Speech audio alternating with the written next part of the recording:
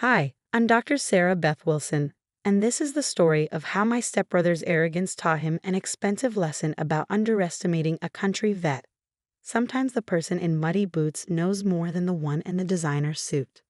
Wilson Ranch wasn't just any cattle ranch, it was home to the most prestigious breeding program in Texas, with bloodlines worth millions.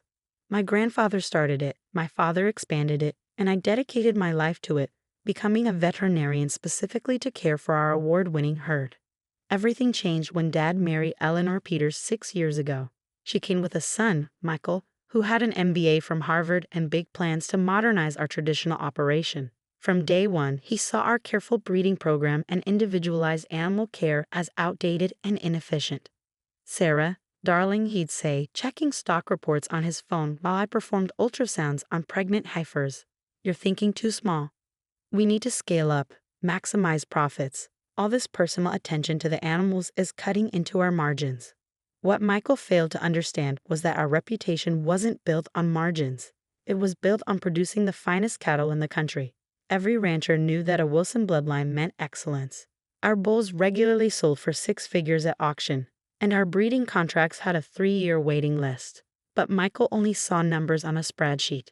He started pushing Dad to embrace factory farming methods, to treat our operation like a commodity producer rather than the boutique breeding program it was. Dad, impressed by Michael's business degree and corporate swagger, began to listen. I tried to explain why mass production would destroy everything we built. Our clients pay premium prices because they know how we care for our animals, I argued. They're not buying bulk cattle. They're buying generations of careful breeding and individual attention. Michael would just roll his eyes. That's why you're still playing doctor with the cows while I'm handling the actual business decisions. What they didn't know was that 5 years ago, when I finished veterinary school, my grandfather had set up a separate company in my name, Wilson Genetics LLC. Every valuable bloodline, every breeding contract, every prize-winning animal was registered under this entity. The farm only had a license to use and profit from these genetics as long as they maintained our traditional breeding standards. Protect the bloodline, Sarah, Grandpa had said before he passed. They're your family's real legacy. The situation came to a head at last month's Texas Cattlemen's Association Awards dinner. Our prize bull, Storm Ruler, had just won Grand Champion, adding another $1 million to his breeding value. Michael saw dollar signs, but he didn't understand what made Storm Ruler special. The next morning, he convinced Dad to call a family meeting. It's time for Wilson Ranch to enter the modern era, Michael announced, standing in our family room in his Italian suit, looking out of place among the worn leather furniture. I've drawn up a modernization plan that will triple our production capacity. He laid out his vision, selling off our overvalued prize bulls, replacing them with quantity over quality, turning our carefully managed pastures into high-density feeding operations. Dad has agreed to sign over-controlling interest to me, Michael continued, smirking in my direction. We need decisive leadership, not someone who spends all day playing vet with the animals. I watched as Dad signed the papers, Eleanor beaming beside him, 20 years of my life's work being handed over to someone who saw our animals as nothing but numbers on a balance sheet. Don't worry, Sarah, Michael said condescendingly. We'll still need a vet on staff as long as you learn to work more efficiently. No more of this individual care nonsense. I stood up quietly. I'll need to check on Storm Ruler. He has a breeding collection scheduled for tomorrow. Whatever, Michael waved his hand dismissively. Just make sure all the paperwork is ready for when I take over next week. We've already got buyers lined up for some of these overpriced animals. I drove my truck out to Storm Ruler's pasture, where he grazed with his carefully selected herd. Pulling out my phone, I made a call I'd hoped I'd never have to make. Dr. Roberts, it's Sarah Wilson. Remember that contingency plan we discussed? It's time. The next morning dawned bright and clear. Michael arrived early, ready for his first official day as the new head of Wilson Ranch. He had buyers coming to look at Storm Ruler, planning to sell our champion bull for quick cash. His new Range Rover kicked up dust as he drove to the main barn, already talking on his Bluetooth about modernization plans. He was so busy looking at his tablet that he didn't notice something odd. The pastures were empty. I sat in my clinic office, calmly drinking coffee, waiting for the storm to hit. Sarah, Michael burst through my door, face red. Where are the cattle? Where's Storm Ruler? I looked up from my medical records. Oh, they're safe. Wilson Genetics LLC moved them to our new facility last night. Wilson what? What are you talking about? I pulled out a folder and slid it across my desk. 5 years ago, Grandpa created a separate company to protect our bloodlines. Every valuable animal on this farm, their genetics, offspring rights, breeding contracts, they're all owned by my company. The farm only had a license to use them as long as certain conditions were met. Michael snatched up the papers, his hands shaking. This is impossible. The farm owns the cattle. The farm owns some basic stock, I corrected him, but Storm Ruler, his entire breeding line, the embryos in our lab, the $1 million breeding contracts, they all belong to Wilson Genetics.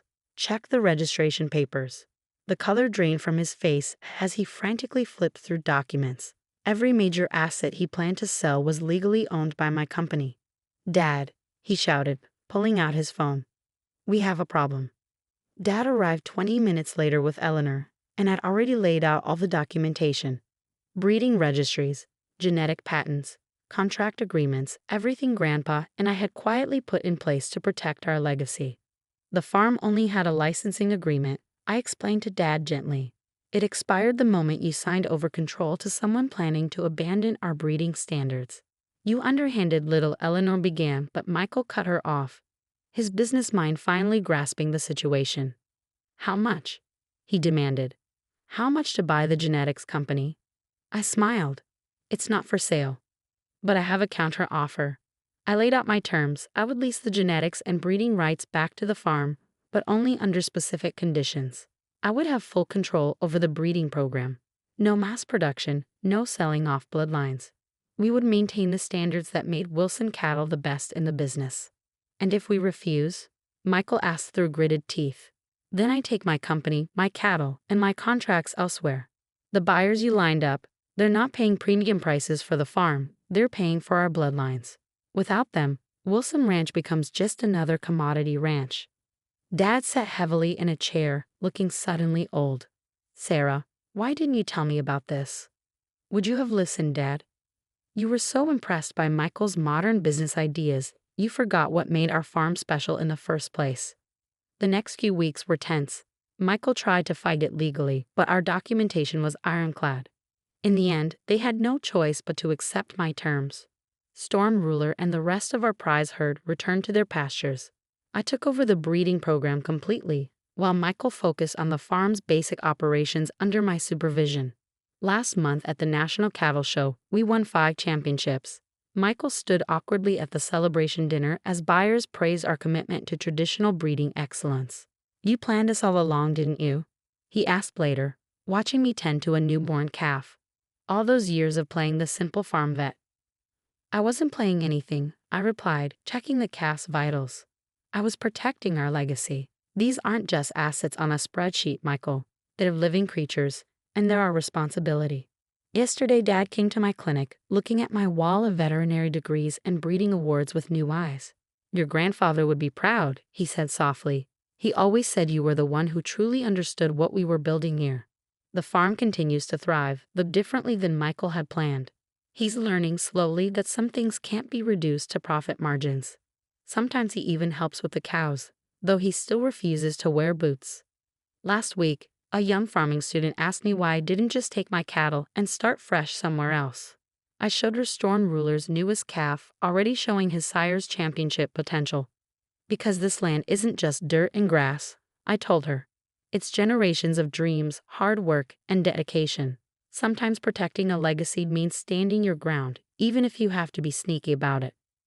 Wilson Ranch remains a family operation, just with a clearer understanding of who really runs things.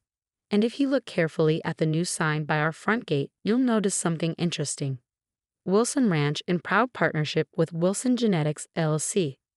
Sometimes the best revenge isn't about winning. It's about preserving what matters, even if you have to outsmart a Harvard MBA to do it.